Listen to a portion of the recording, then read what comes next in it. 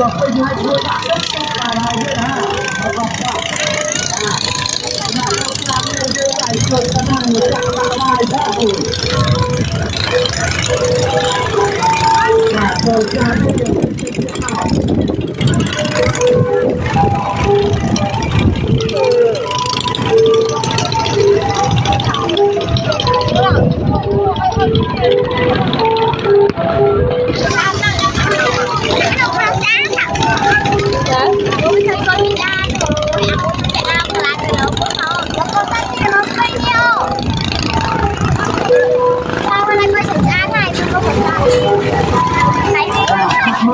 Sekarang kita amat ya, oh iya, lo tak ipa itu, tak cuci ya, itu dong.